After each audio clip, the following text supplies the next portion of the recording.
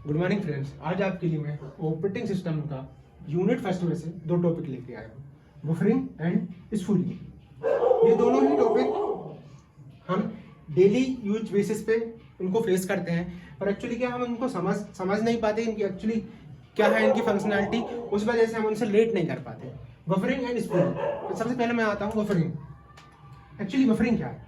Buffering हम कब use करते हैं? बफरिंग हम जब यूज करते हैं जब स्पीड का मिसमैच होता है। स्पीड का मिसमैच कैसा होता है?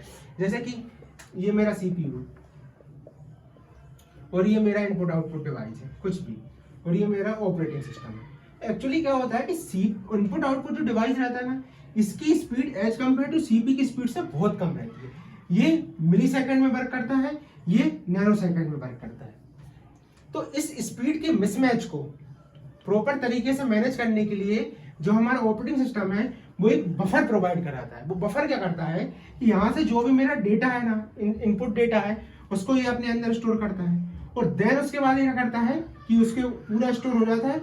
उसके बाद डायरेक्टली, क्योंकि ऑपरेटिंग सिस्टम के बाद ये जो फेस है ना, ये जो टाइमिंग कर रहा है ना, ये टाइम पूरा लग रहा है कितने मिली सेकेंड में, पर ऑपरेटिंग सिस्टम जो सीपीयू का ये जो फेस है, ये कहीं ना कहीं ये फेस डायरेक्टली मैच कैसे, इस स्पेस की जो इस गैप की जो स्पीड है ना, वो मैच करती है सीपीयू की स्पीड से। तो क्या करता है कि ऑपरेटिंग सिस्टम पूरा का पूरा डेटा अपने बफर में स्टोर कर लेता है, देन यहाँ पे फिर वो सीपीयू को उस डेटा को ट्रांसफर कर देता है सीपीयू की स्पीड से। पर अगर बफर ना हो तो क्या होगा? बफर ना होगा तो डायरेक्ट हम इनपुट देंगे सीपीयू को, तो ये कर रहा है मिलियंस में, ये कर रहा है नैनो सेकंड में। तो एक इनपुट देंगे, उसके बाद सीपीयू दो खट से उसे एग्जीक्यूट कर देगा और कुछ टाइम के लिए आइडल रह जाएगा। फिर हम देंगे, फिर वो उसे जल्दी से एग्जीक्यूट कर देगा और फिर आइडल रहेगा। तो इससे क्या होगा कि सीपीयू आइडल रहेगा, आधे टाइम सीपीयू आइडल ही रहेगा। तो इस वजह से मेरा क्या, इफिशिएंसी तो लो होगी ना, पर हम ये सब इसीलिए कर रहे हैं कि इसकी इफिशिएंसी इंक्रीज हो सके। तो इसीलिए मैं बफर का यूज करता हूँ।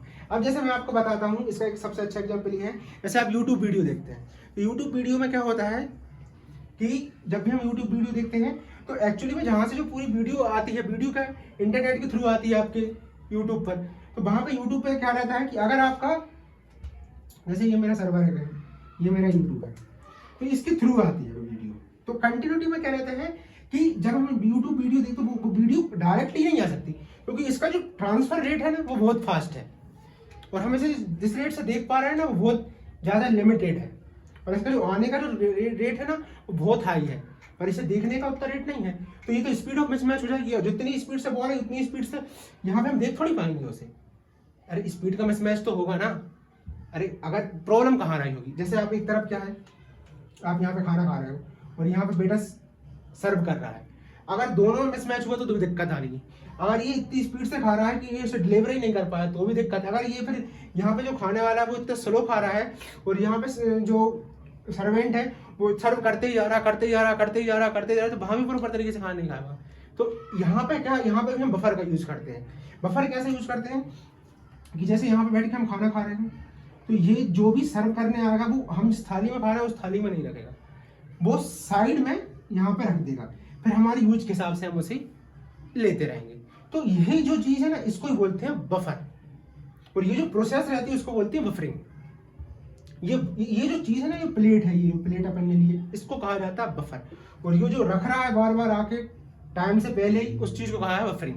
तो यहाँ पे यूट्यूब वीडियो में अपन जैसे यूट्यूब वीडियो देखते हैं तो यहाँ टाइमिंग चलती रहती है नीचे, तो यहाँ पे जैसे एक लाइन चलती रहती है जिसमें ये रहता है कि हमारी यूट्यूब वीडियो कितनी हो गई, उसके आगे क्या चलती है, एक व्हाइट लाइन चलती है। वो व्हाइट लाइन ये बताती है कि मेरा डेटा इतना फास्ट आ रहा है सर्वर से कि इतना स्टोर हो गया है।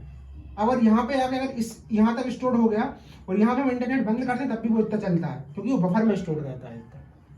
इस चीज को कहा जाता है बफरिंग। अब मैं आता हूँ स्पूलिंग। स्पूलिंग क्या रहती है? स्पूलिंग भी थोड़ा बहुत कॉन्सेप्ट इसका एक्चुअली तो बफर जैसा नहीं है, पर ये एक्चुअली क्या है, बफर को ही बाउंड करती है। उसका क्या रहता है, ये भी बफर को ही कहीं ना कहीं ये भी यूज करती है। ये एक जो प्रोसेस है जो बफर को ही यूज करती है, पर ये दोनों में बहुत डिफरेंस है। मैं डिफरेंस बताता हूँ आपको। पहले मैं स्पूलिंग समझाता हूँ। स्पूलिंग क्या है कि जैसे कि ये मेरा इनपुट है, ये मेरा सीपीयू है, ये मेरी सेकेंडरी मेमोरी है, और ये मेरा प्रिंटर है। ये मेरा डिवाइस है, सीपीयू है, सेकेंडरी मेमोरी है। अब एक्चुअली क्या है कि मुझे इस प्रिंटर से कुछ चीज प्रिंट करानी है, मोर देन वन प्रोसेस, तो मैं क्या करूंगा, जो भी मुझे प्रिंट करानी है वो मैं सीपीयू को दूंगा। अब एक्चुअली क्या है, एक बार में प्रिंटर एक ही चीज को प्रिंट कर पाएगा, पर मुझे तो मोर देन वन करानी है, तो पैरेलली तो इनपुट हो नहीं सकती, क्योंकि ये इसकी जो फंक्शनलिटी है उसमें प्री डिफाइन है कि एक बार में एक ही चीज को हैंडल करेगा। तो फिर मैं करूंगा, पर सीपीयू को जब मैंने मोर देन वन फाइल दे दी, 1 2 3 4 4 फाइल दे दी, तो चारों को चारों सीपीयू इसको भेज देगा, तो फिर तो यहाँ तो कॉम्प्लेक्ट हो जाएगा ना, क्योंकि ये तो एक बार में एक ही फाइल को कर पाएगा प्रिंट। तो फिर मैं क्या करूंगा कि इनको एग्जीक्यूट करके कहाँ पे स्टोर कर दूंगा, सेकेंडरी मेमोरी में स्टोर कर दूंगा, और फिर यहां से इसको शेड्यूल करता जाऊंगा प्रिंटर को। तो 1 होगी, फिर मैं उसको शेड्यूल कर दूंगा, 2 होगी, फिर वो शेड्यूल कर दूंगा, 3 होगी, वो शेड्यूल कर दूंगा।